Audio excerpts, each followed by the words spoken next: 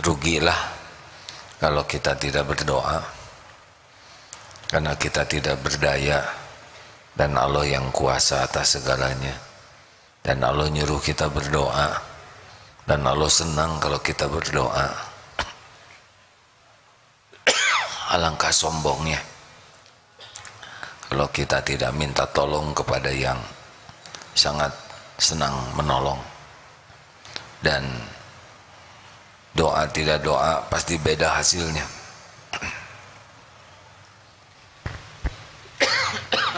Maaf hadirin, silakan nomor berapa Ustaz? 71. Fadol. Bismillahirrahmanirrahim. Kitab Al-Hikam nomor 71. Ma qadaka syai'un mislul wahmi. Tiada sesuatu yang dapat memimpin atau menuntun engkau seperti angan-angan atau bayangan yang kosong. Waham ialah tiap-tiap angan-angan terhadap sesuatu selain daripada Allah, yang berarti angan-angan terhadap sesuatu yang tidak mungkin terjadi. Tiada yang dapat memimpin, menuntun kita kecuali seperti angan-angan. Jadi memang kita pasti punya keinginan. Yang jadi masalah adalah keinginan kita ini mendekatkan kita kepada Allah atau menjauhkan dari Allah.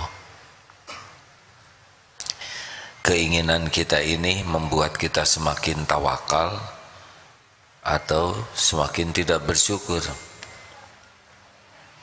karena kebahagiaan itu diberikan oleh Allah kepada orang yang qanaah, bukan kepada orang yang banyak keinginan. Rasulullah SAW bersabda, qad aflaha, ini hadis sahih Muslim ya, qad aflaha man aslama, sangat beruntung, amat sangat beruntung, amat sangat bahagia, sukses orang yang mendapatkan hidayah Islam. Qad aflaha man aslama wa ruzika kafafan, dan Allah memberikan kecukupan. Jadi bukan keberlimpahan rezeki, bukan banyak, tapi cukup. Jadi bahagia itu tidak pada banyaknya, tapi pada cukupnya. Apa artinya sepatu banyak tidak ada yang cukup? Ya,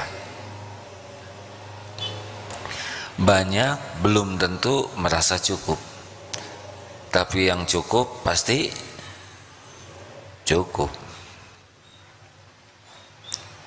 Banyak itu tidak jelas, tapi cukup itu terukur. Nah, sudah jelas dalam hadis riwayat Muslim ini bahwa kebahagiaan itu bukan pada banyak, jumlah yang banyak, tapi kepada kecukupan. Ruziko kafafan. Yang ketiga, Rasulullah mengisyaratkan wa qana'ahullah wa qanna'ahullahu, dan diberikan qanaah, Allah memberikan qanaah kepadanya bima atahu, dengan apa yang Allah berikan kepadanya. Satu, orang itu kalau diberikan Islam udah sangat beruntung. Yang kedua, Allah memberikan rezeki yang cukup, tidak banyak tapi cukup. Karena banyak belum tentu cukup. Kalau keinginannya lebih banyak dari jumlah yang banyak itu tetap tidak cukup. Dan yang ketiga, qanna'ahullahu bima atahu, dan dia diberi Allah hati yang puas, merasa sangat senang dengan apa yang Allah berikan kepadanya. Timbul pertanyaan, oh, orang yang diberikan warujiko kafafan ini adalah orang yang terhormat. Jadi dia tidak mengidam-idamkan apa yang di tangan orang lain, apalagi meminta-minta. Jadi dia dibuat cukup oleh Allah, dan tercukupi tidak hanya di hati dan juga pada fisiknya, sehingga dia tidak merendah, tidak meminta-minta, tidak mengharapkan. Karena kalau tangan sudah terbuka begini ke atas, sudah seperti ini, tangan di bawah mengharapkan, itu mau setinggi apapun pangkat jabatan pasti hina, pasti dia rendah dibanding dengan yang memberinya. Berapa banyak yang sudah sangat kaya, termasuk hakim kurang agung yang kemarin ketangkap, itu sudah kaya, tapi ya begitulah, tidak punya jiwa qanaah di hatinya, sehingga tidak merasa cukup terus. Dan ini merupakan salah satu siksaan, karena orang akan diperbudak dengan apa yang diangan-angankannya. Jadi kalau ingin tahu orang yang diberikan bahagia oleh Allah itu bukan yang banyak uang, tapi yang dia diberikan cukup batinnya tuh, puas dengan pemberian Allah. Dan dia tidak, misalkan dia punya handphone, dia tidak pusing dengan handphone kiri kanannya, walaupun handphonenya jadul, dia puas.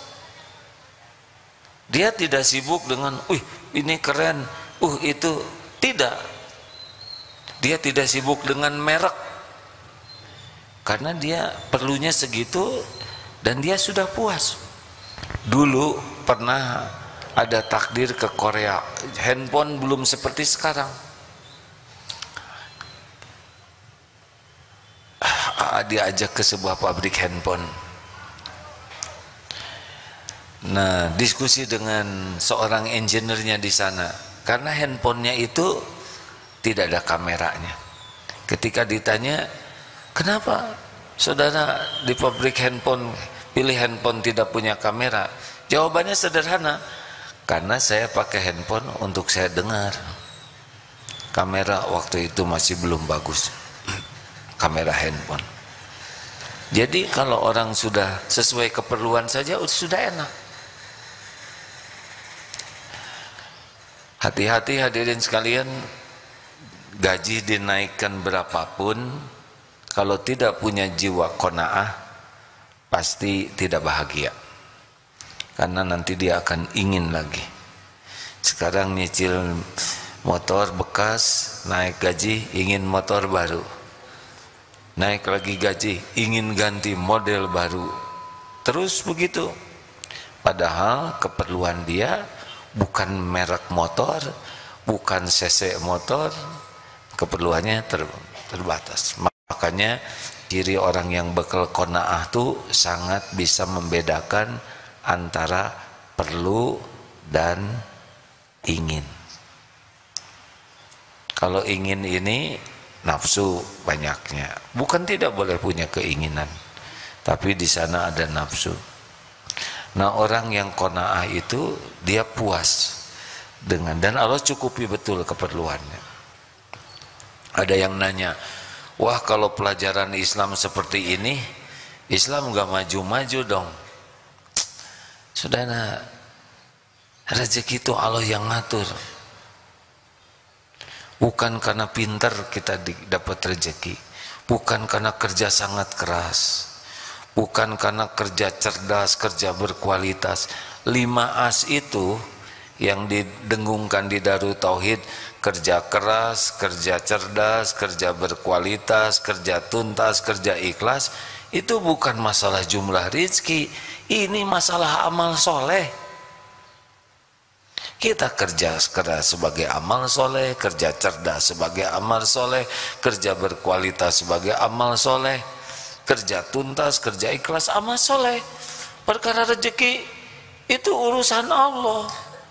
Dibukanya kepada siapa saja, kapan bentuknya, jumlahnya, kapan ditahan, kapan diambil, suka-suka Allah saja. Dan itu tidak ada kaitan dengan kepinteran. Banyak yang pinter juga, ya begitulah ya. Itu ada kemarin dokter jadi Ya begitulah, saya tidak mau bicara profesi karena bukan berarti jelek ya profesinya, tapi kata orang ini tidak sebanding dengan gelar doktornya. Berapa banyak itu yang leha-leha juga banyak rezekinya karena bapaknya kaya dan meninggal mendadak ya. Sudahlah, tidak usah riweuh, mendingan syukuri yang ada. Kalau kita diberikan punya keinginan boleh, ingin punya rumah boleh tidak? Boleh. Tapi yang memberi rumah itu adalah Allah. Tapi harga-harga sekarang naik. Kalau Allah mau ngasih, Pak, mau harga berapapun pasti terjadi. Kalau Allah tidak mau ngasih, Pak, walaupun kita punya, nggak kebeli aja. Jadi tidak usah panik dengan BBM naik. Pertama, dari dulu gua naik, masih hidup ya, mau hidup. Yang kedua, rezeki dari Allah tuh tidak tergantung BBM naik atau tidak. Di Inggris, negara yang begitu makmur, sekarang tingkat kesulitannya kalau dibaca tuh ya, sangat tidak terbayangkan di negara maju sampai mau cari makan saja sulit. Anak-anak di sekolah sampai ngemut permen karena malu, mistingnya tuh kosong. Ya, tidak ada yang aneh. Sesuka Allah saja, dibuka, ditahan, diambil. Dan bagi kita sama saja semua itu, ladang amal. Silakan yang pengen punya rumah, tuh di sana tuh ada rumah-rumah yang bagus di Cipaganti. Saudara tahu bayar listriknya berapa? Gaji 5 juta, listrik 10 juta, cuman setengah bulan kita ngemut listriknya tuh. Paling ngemut kabel di sana.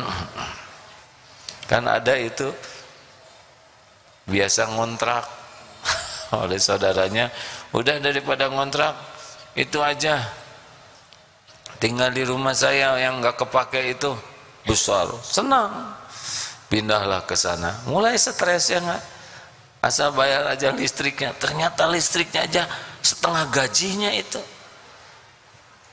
Pindah lagi sekarang ke kontrakannya. Tidak usah pengen yang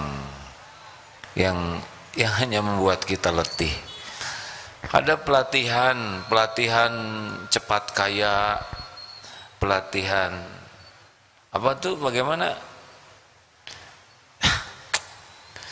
Ya terserahlah, yang mau ikut boleh. Tapi saya lihat santri ikut pelatihan gitu aja, nggak cepet juga ya. Yang agak cepet kayaknya tuh yang ngadakan pelatihannya aja. Itu mah Allah hadirin, bulat hati kita tuh. Ar-Razzaq, Allah yang membuka, yang menahan, melapangkan, menyempitkan, ngambil, Allah. Pada waktunya ada, bekal ada. Pada waktunya sempit, bekal sempit. Pada waktunya diambil, bekal nggak ada. Gak apa-apa, bagi kita semuanya adalah ladang amal. Diberi kita syukur, ditahan kita sabar, diambil kita ridho, nggak ada ruginya. Nanti gimana? Nanti ada lagi hadirin. Maaf ya, jangan tersinggung. Ini kan wajah yang kurang jelas rezekinya, ya kan? Kalau ngandelin gaji, dari dulu sudah wafat ini ya. Berapa banyak yang tidak punya gaji sama sekali, tidak jelas itu mau makan apa besok, tidak jelas, dan tetap hidup. Maaf, semoga Kang Dud dan Isoh tidak kecil hati. Teh Isoh 46 tahun berbaring, Ndud berbaring 42 tahun. Maaf kalau kurang akurat, gak bisa kemana-mana. Tetap saja rezekinya yang datang. Betul? Jadi sudahlah. Kalau punya ingin, pertama tanya, ini keinginan saya ini disukai Allah atau tidak. Jangan sampai suka menurut nafsu. Kalau kira-kira ya ini tidak melanggar syariat nih, kalau saya ingin ini, misalkan ingin Ferrari misalkan, ya itu yang kecil itu ya gak apa-apa, ingin sesuatu, Allah suka enggak. Yang kedua, kita harus minta tolong ke Allah, ini teh baik tidak untuk kita, ini benar atau tidak. Yang kedua, baik atau tidak, ada halalan ada thayyiban, ya ini yang kita inginkan halal, tapi kan belum tentu thayyib. Coba kalau duren halal atau tidak? Kata siapa? Tergantung duren siapa yang saudara makan, ya enggak? Ada duren nganggur ditelan, durennya halal, tapi ngambil duren orang jadi tidak halal. Makanya kalau punya keinginan, sesudah ini tidak melanggar syariat nih keinginan saya, kemudian mulailah musyawarah dengan yang ahlinya. Karena kalau sudah ingin itu kecenderungannya harus terjadi, harus bisa dua hal, satu musyawarah dan yang kedua istiqoroh. Dan harus sangat siap, jadi tidak jadi itu gak ada masalah. Tidak penting keinginan kita itu terjadi, yang penting adalah dipilihkan oleh Allah yang terbaik. Jangan suka ngotot ya kalau dunia, karena yang kita inginkan belum tentu yang terbaik. Yang paling pedih tahu tidak, yang sangat menginginkan, yang memang di lauh mahfud gak ada catatannya, itu udah pasti paling apes itu. Bagaimana supaya tidak? Ya minta tolong ke Allah. Kalau nggak ada ya nggak usah ingin. Misalkan ini santri naksir, santri akhwat, padahal tidak ada catatannya jodoh di sana, udah apes aja itu. Ternyata jodoh teman, ya aduh lebih ngeri lagi. Sudah mending istiqoroh, ya Rob, ini gejala apa ini? Kenapa kalau bukan jodoh pakai cinta? Allah kan lihat setiap lirikan, ya kan? Dia ngelirik terus, tanam saja oleh Allah rasa suka, walaupun tidak ada jadwal bekal jodoh. Kan tidak ada satupun lirikan yang luput dari pengetahuan Allah. Ya'lamu kha'inatal a'yun wa ma tukhfis sudur. Allah tahu setiap khianat mata dan apa yang disembunyikan di hati. Astagfirullah.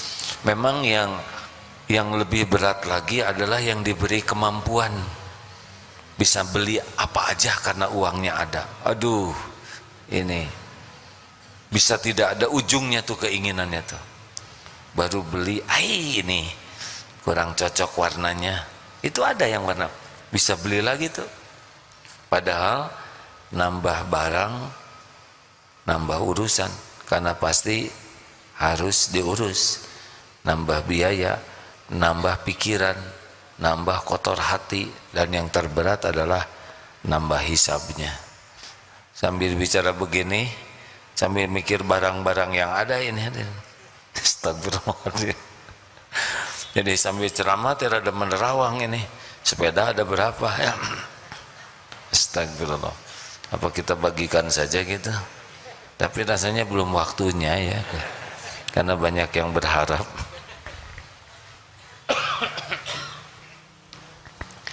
Nah, alhamdulillah, terima kasih. Ini sudah terima kasih banyak ya. Tapi kemarin, ada tapi itu kurang bijaksana. Beberapa waktu yang lalu bertamu ke seorang yang pengusaha besar, bersepeda sama-sama. Ketika menyajikan minum, beliau itu sangat pelan-pelan dan diatur sedemikian rupa sehingga tangannya ini pas untuk tempat atas. Luar biasa. Nggak apa-apa ya. Kalau nggak begitu nggak jadi ilmu buat semuanya ya. Jadi beliau nyimpennya itu simpen, tapi beliau belokkan segini sampai kira-kira tangan ini ngepas ke sini. Pada waktu mau keluar, kan ada helm sepeda, mau saya ambil, oh jangan, beliau bawakan helm itu. Sederhana memang ya, simple. Dibawa sampai dekat sepeda, lalu diserahkan ketika mau naik sepeda, kemudian tidak berbalik kecuali kitanya sudah pergi. Ini ada Rasulullah SAW ini.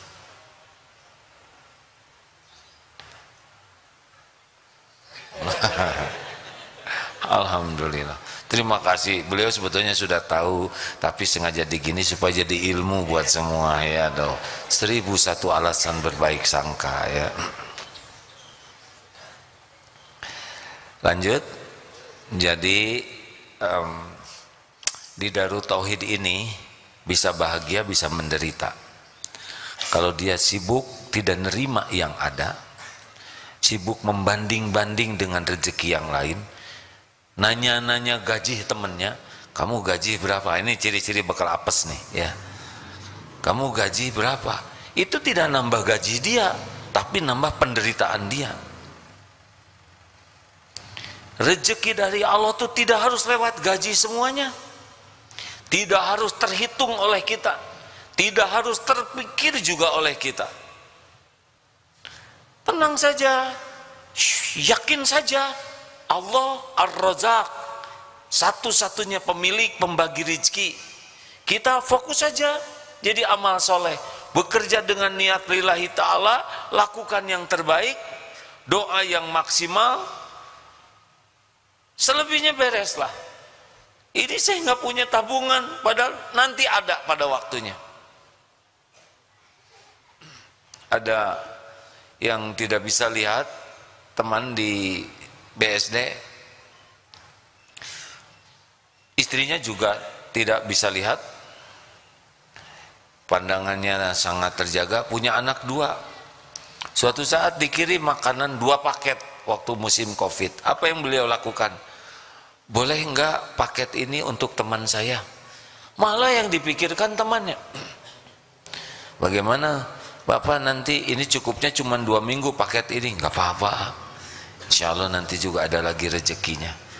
Tidak ada yang mau dipijat karena waktu Covid kemarin nggak bisa pakai remote ya, pijatannya nggak kerasa. Qadarullah, ada jalan jualan kerupuk. Orang lihat, aduh ini yang nggak bisa lihat tunanetra jualan kerupuk, belinya tuh nggak satu-satu, dihitung-hitung lebih banyak dari hasil mijet. Tidak pernah terbayang dagang kerupuk yang tidak pernah dilihat kerupuk itu seperti apa. Kemarin jumpa lagi, gimana Pak Agung jualannya? Alhamdulillah, sekarang yang jualan kerupuk banyak sekali, yang awas juga pada jualan sekarang. Bahkan nawarin ke saya mau jualan kerupuk, padahal saya lagi jualan kerupuk. Bagaimana perasaan Pak Agung dengan ada orang-orang yang banyak jualan? Oh, tidak apa-apa, itu kan Allah yang ngebagikan rezeki. Mereka mungkin sedang terbatas rezeki dari pekerjaan lain, tidak ada beratnya tuh. Beliau yang ngasih rezeki Allah, yang dagang yang lain juga rezekinya dari Allah. Tapi berkurang tidak ini yang ya memang sekarang cuma 4-5 bungkus sehari dibanding dulu, tapi sekarang banyak yang dipijet gitu. Karena kalau mijet kerupuk kan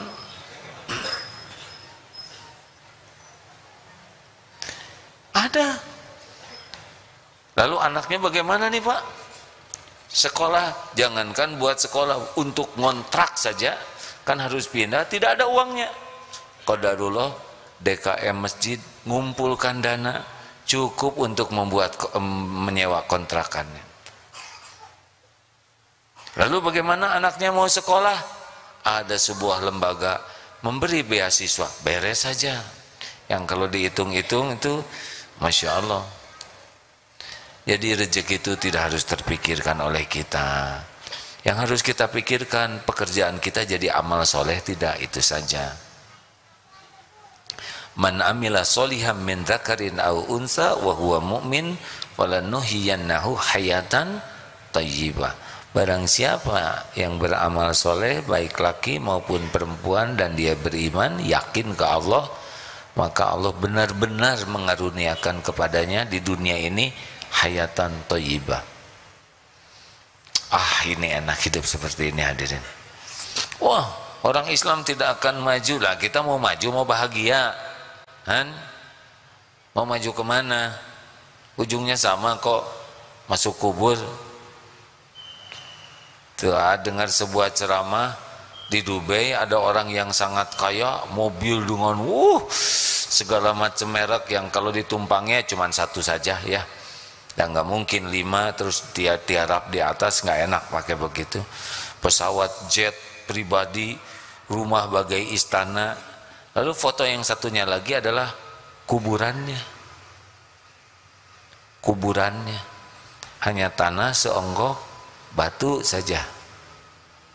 Dibawa kemana? Mbak Eli kemarin wafat. Itu yang dari Inggris ya, Elizabeth. So akrab katanya, soalnya Mbak Eli, Ce Eli lah ya, Ce Elizabeth. Bawa apa ke kuburan? Makanya hidup ini mau apa? Mau bahagia? Kalau saya milih bahagia, bahagia bukan dari jumlah harta, bahagia bukan dari jumlah rumah, aset, bahagia bukan dari gelar, pangkat, jabatan, kedudukan, popularitas, subscriber, follower, gak. Bahagia tuh man amila soliham min dzakarin au unsa wa huwa mu'min. Amal soleh, hatinya ikhlas, melakukan apapun ikhlas lillahi ta'ala. Makin ikhlas makin bahagia, kurang ikhlas kurang bahagia, tidak ikhlas tidak bahagia. Hidupnya benar bahagia, tidak benar tidak bahagia. Terserahlah mau apa. Ya, karena saya sudah agak lama di dunia ini, sudah ngerasain capeknya. Pontang panting pentong pentung. Sekarang milih bahagia aja. Bahagia itu jangan berharap apa-apa dari selain Allah. Lakukan yang terbaik, Allah saja. Gak usah nunggu-nunggu, gak usah ngarep-ngarep, gak akan kemana-mana. Yang Allah berikan pasti ketemu, yang Allah tidak berikan tidak ketemu. Lakukan aja yang terbaik. Gak usah pusing apa yang akan datang ke kita, gak akan kemana-mana, gak ketukar, gak meleset, gak bisa dihalangin. Apa? Allah sedang mendengarkan. Tidak ada kebaikan bisikan-bisikan, kecuali bisikan, cuma 3 bisikan yang baik tuh. Bisikan ngajak orang buat sedekah, bisikan amar ma'ruf nahi mungkar, dan bisikan untuk membawa kedamaian. Makanya saya bisik-bisik. Ya, sudah segitu aja. Ada pertanyaan? Gak usah banyak keinginan, gak ada yang ngasih. Mending banyak berbuat saja yang terbaik. Silakan, ada yang mau menambahkan Ustaz? Quran surah Ar-Ra'd surah ke-13 ayat ke-26. A'udzu billahi minasy syaithanir rajim. Allahu yabsutur rizqa liman yasha'u wa yaqdir wa farihu bil hayatid dunya wa mal hayatud dunya fil akhirati illa mata'. Allah melapangkan rezeki bagi siapa yang Dia kehendaki dan menyempitkan bagi siapa yang Dia kehendakinya. Maka bergembira dengan kehidupan dunia, padahal kehidupan dunia dibandingkan akhirat hanyalah kesenangan yang sedikit. Nah, yang paling gampang mah syukuri yang ada. Nanti kok akan ada. Walaupun kita tidak ingin, kalau perlu kan Allah udah tahu keperluan kita. Nanti akan diadakan oleh Allah, percayalah. Asal kita ridho, kita lakukan yang terbaik, kita bersyukur, nanti pada waktu kita perlu akan ada. Percayalah hadirin, Allah sudah tahu keperluan kita, lebih tahu dari kita sendiri. Selama ini saja dicukupi, cuman karena kita jarang menafakuri apa yang Allah beri ke kita, itu yang membuat kita curiga terus, sibuk dengan memikirkan, cemas yang belum ada. Sibuk dong dengan apa yang sudah diberikan oleh Allah, jangan sibuk dengan yang belum ada. Gak bisa yakin ke Allah kecuali bisa menafakuri. Ya begitu. Ada pertanyaan silakan. Kalau tidak ada cukup, alhamdulillah. Mau apa Pak? Menanya, alhamdulillah. Sebentar, pakai mikrofon ya.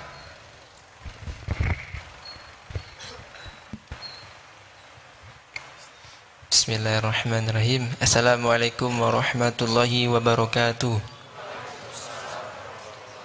Izin bertanya terkait berdoa. Jadi mohon berkenan juga memberikan teknik-teknik dalam berdoa gitu. Teknik? Ya. Bagaimana tekniknya? Ini bukan masalah STM, sekolah teknik. Doa itu adab mungkin. Oh, ya adab Pak. Syukron, terima kasih. Apa pertanyaannya? Yang tadi ya, jadi doa, teknik berdoa. Ya. Begini nih ya. Pas baru aja sebelum ini lihat Habib teknik menjatuhkan lawan. Jadi doa itu adalah yang paling pertama dan utama, tidak boleh lalai hatinya. Karena Allah itu tidak mengabulkan orang yang hatinya ghafilin, lalai. Itu syaratnya. Yang pertama, berarti harus yakin. Ana indadzanni abdi bi, aku sesuai prasangka hambaku. Karena yang dilihat Allah tuh sebelum mulut, sebelum tangan, hati dulu. Innallaha la yanzuru ila suwarikum wa amwalikum walakin yanzuru ila qulubikum wa amalikum. Banyak yang doa astagfirullahaladzim, ampuni ya Allah, amin amin amin, amin ya Allah, amin amin. Aku pakai aan begitu. Husnuzon kepada Allah. Dan yang sangat penting lagi adalah positioning hati kita nih. Yang terpenting dari sebuah doa, kita tuh harus merasa kita tuh hamba. Hamba itu kita tidak punya apa-apa. Allah yang punya segala-gala. Satu tuh. Dua, hamba itu tidak ada daya, tidak ada kekuatan. Allah yang maha kuasa. Tiga, kita tidak tahu apa-apa. Allah yang maha tahu segalanya. Empat, kita berlumur dosa, hina, dina. Allah yang maha suci dan yang maha kuasa mengampuni kita. Harus ngaku dulu tuh positioning hamba. Jangan, ya Allah gimana ya, udah waktunya ditolong nih saya, udah jadi selevel itu. Ya Rob, teman-teman saya udah pada nikah, masa saya belum, jangan gitu. Itu kan jadi selevel hadirin. Atau seperti yang gimana, gak boleh. Habis kita tuh di bawah. Kita harus merasa posisi kita tuh bagai telur di ujung tanduk, kerbaunya Kaligata. Jadi benar-benar tidak ada lagi yang bisa nolong selain Allah. Benar-benar itu, hati itu harus yakin kepada Allah, yakin kepada janji jaminan Allah dan posisi kita sebagai hamba. Adab-adab lainnya ada tuh di buku doa. Bacalah browsing gampang sekarang ya. Yang agak jarang itu adalah amalan hatinya. Menghadap kiblat dalam keadaan wudu, karena doa itu kan ad-du'aul huwal ibadah. Itu yang sahih. Ada lagi hadis ad-du'a'u mukhul ibadah, itu dianggap doif, tetapi karena banyak yang senada, jadi memang doa itu saripatinya ibadah. Doa itu ada dua jenis, ada doa dalam bentuk memuji Allah, itu doa juga, karena afdhalu doa alhamdulillah, doa yang paling afdol itu alhamdulillah. Dan ada yang doa dalam bentuk permintaan. Jadi kalau kita memuji-muji Allah itu bagian dari penting dari doa. Makanya adabnya pertama kalau doa itu puji Allah dengan asmaul husna, ismul azam. Kemudian solawat. Solawat itu ada 3 tempatnya. Ada yang di awal saja, ada yang di awal dan di akhir, tapi ada yang di awal, di tengah, di akhir juga bersolawat. Karena solawat itu yang mengangkat doa kita. Kalau nggak pakai solawat nggak ngangkat. Kemudian ya memuji Allah, minta ampun dulu, karena ini penting gerbangnya. Kita lihat coba bagaimana doa Nabi Yunus ya, yang melepaskan dari kesulitan. La ilaha illa anta, tauhid dulu. Tiada ilah yang berhak disembah selain Engkau ya Allah. Padahal beliau sulit sekali itu.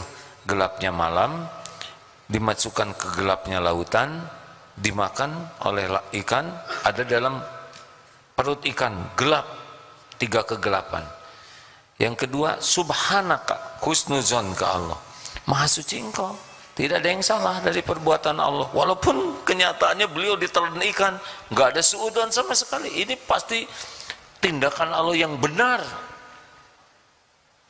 Baru yang ketiga, inni kuntu minaz zalimin, saya ini manusia zalim. Allah maha suci, kita zalim.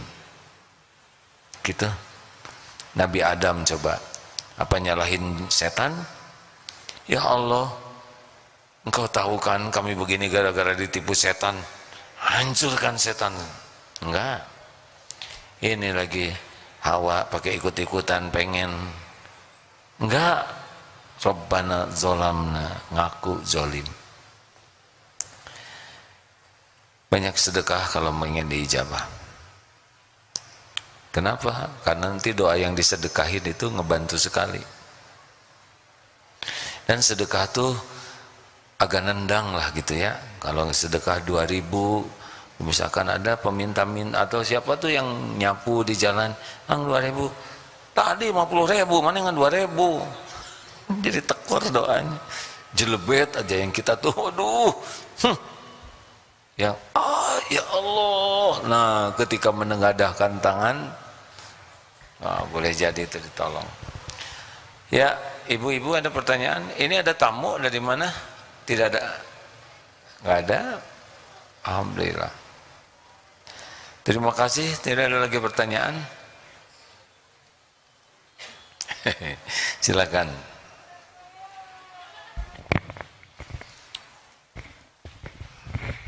Assalamualaikum Pak. Waalaikumsalam warahmatullahi wabarakatuh.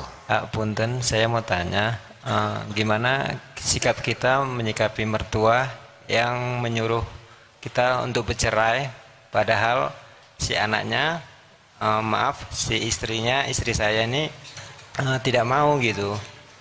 Dikarenakan karena penghasilan dari saya lebih rendah dari istri saya gitu, maksudnya istri saya lebih tinggi. Begini saya bantu ya. Ada sebuah keluarga,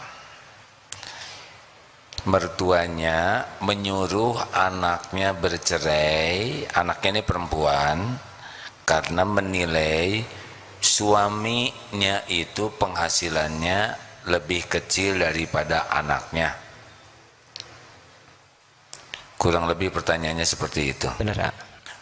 Yang ditanyakan sekarang sikap siapa? Suaminya? Ya, sikap kami berdua lah gitu dalam iya. menyikapi. Kalau sudah dinikahkan itu anak perempuan, itu sudah pindah tanggung jawabnya kepada suami. Beda dengan anak laki. Kalau anak laki, misalkan itu orang tua saya ikut sama saya nebeng di rumah saya, durhaka, karena harta anak harta orang tua juga. Kalau anak laki itu ngikut terus. Kalau anak perempuan ketika ijab kabul sudah menjadi tanggung jawab anaknya. Bukan tidak nurut ke orang tua, tapi harus nurut ke suami. Jadi kalau suaminya nggak mau pisah, nggak usah pisah. Apakah ini durhaka? Tidak, ya, karena suruhannya tidak baik. Apalagi kalau alasannya hanya masalah gaji.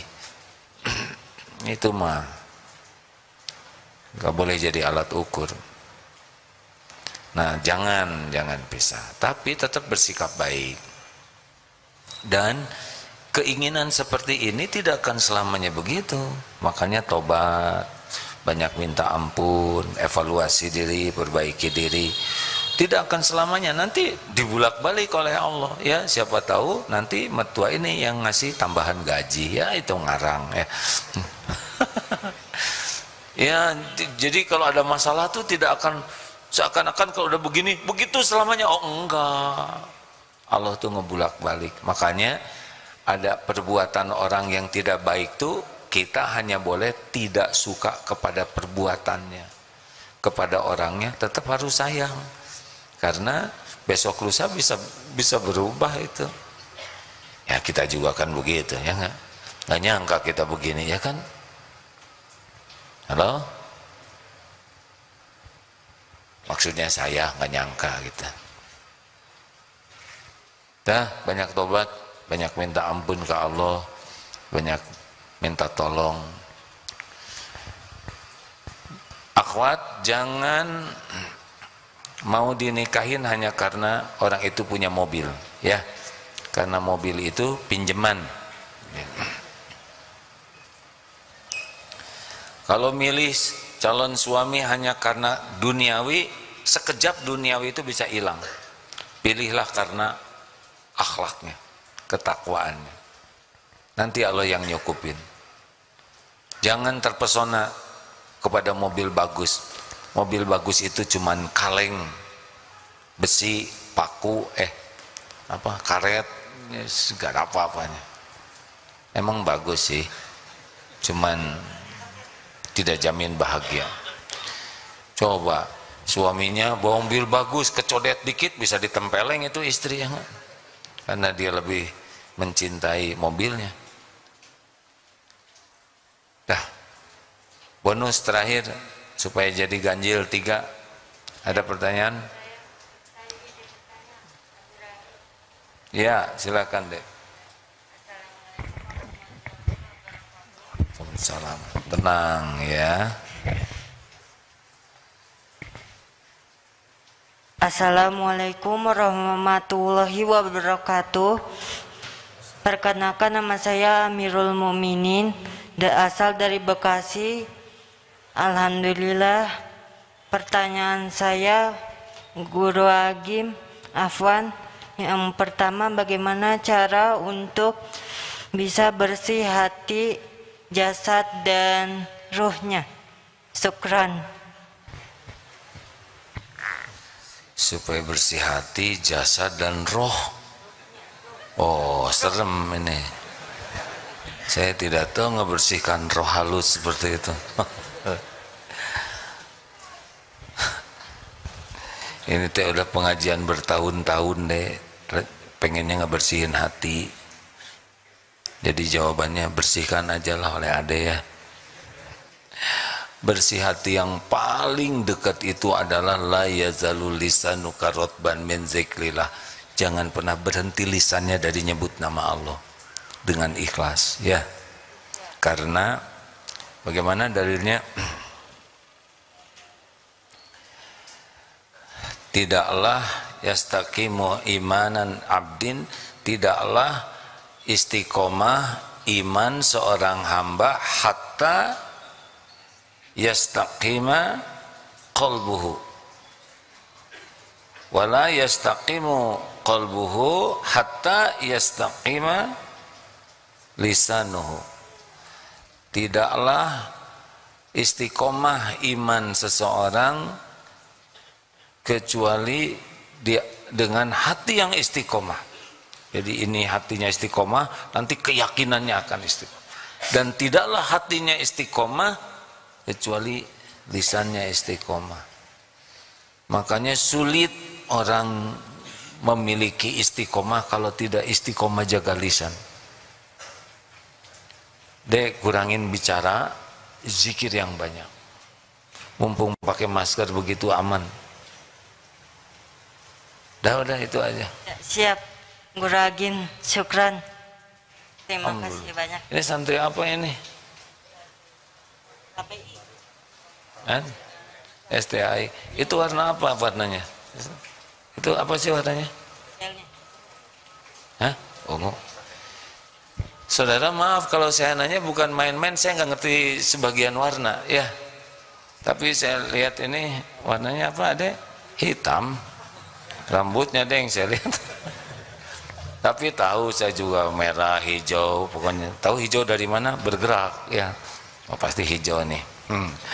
Tahu yang begitu, hanya sebagian warna kurang mengerti ya.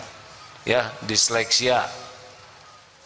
Diberi karunia Allah disleksia ya. Ada beberapa hal. Kalau ada yang disleksia tidak tahu kiri kanan, bayangin kan lupa nggak tahu kiri kanan.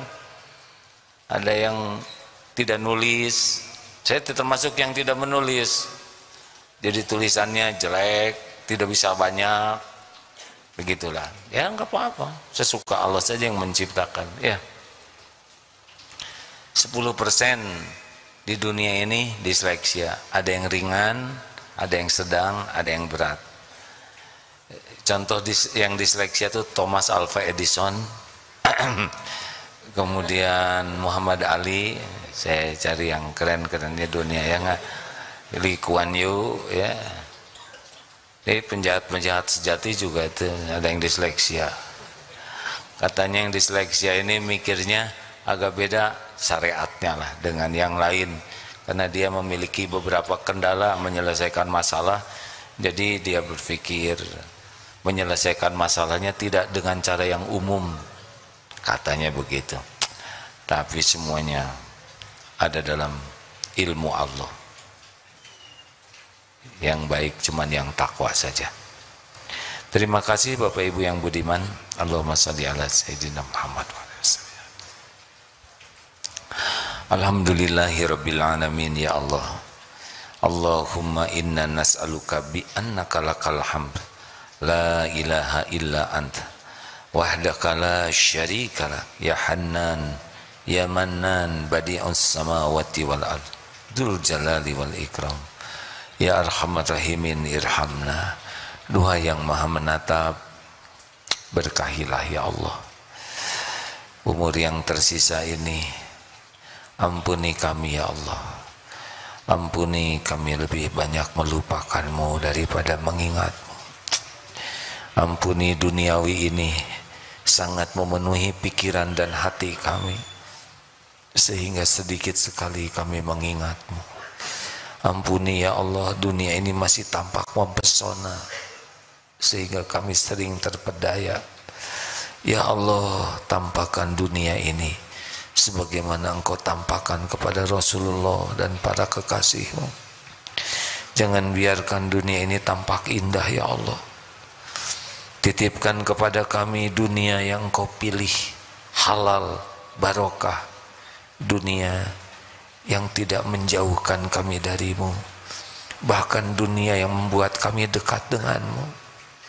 Titipkan kepada kami dunia yang membuat hidup kami bermanfaat bagi sebanyak-banyaknya makhlukmu. Jangan pernah ada apapun yang lengket di hati kami selain Engkau ya Allah. Allahumma inna na'udzubika min an nusyrika bika syai'an na'lamu wa nastaghfiruka lima la na'lamu.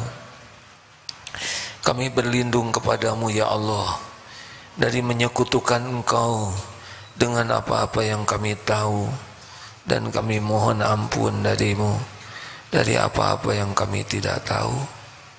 Ya Allah, jangan biarkan nafsu memperdaya, memperbudak dan menjerumuskan kami.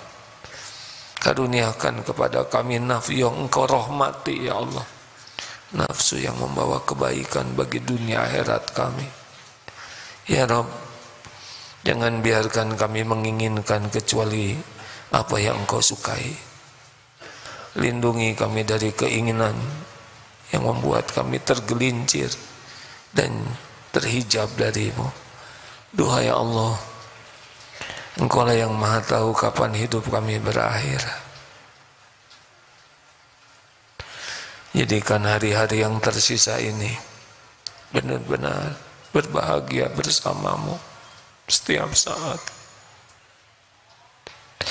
Jangan biarkan hati ini berpaling darimu sesaat pun. Jangan biarkan ada yang mencuri hati ini darimu. Ya Allah, jadikan setiap saat hanya bersamamu, hanya di jalanmu, hanya untukmu ya Allah, hanya agar kami bisa pulang berjumpa denganmu. Jangan biarkan ada kerinduan yang menggebu di hati ini selain rindu ingin bisa berjumpa denganmu ya Allah.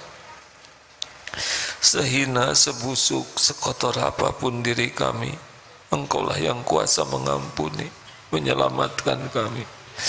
Allahumma inna nas'aluka ridhaka wal jannah wa na'udzubika min sakhatika wan nar. Rabbana atina min ladunka rahmah wa hayyi' lana min amrina rasyada. Ya muqallibal qulub tsabbit qulubana ala dinik. Rabbana la tuzigh qulubana ba'da idh hadaitana wa hab lana min ladunka rahmah innaka antal wahhab. Allahumma arzuqna al-istiqamah. Allahumma ighfir lana wa li walidina warhamhum kama rabbawna shighara. Allahumma ighfir lil mu'minina wal mu'minat wal muslimina wal muslimat al ahya'i minhum wal amwat. Rabbana atina fid dunya hasanah wa fil akhirati hasanatan wa qina adzabannar. Subhana rabbika rabbil izzati amma yasifun. Wassalamun alal mursalin walhamdulillahi rabbil alamin. Alhamdulillah. Alhamdulillah. Subhanakallahumma bihamdik asyhadu alla ilaha illa anta astaghfiruka wa atubu ilaik. Assalamualaikum warahmatullahi wabarakatuh. Jazakallahu khair Ustaz.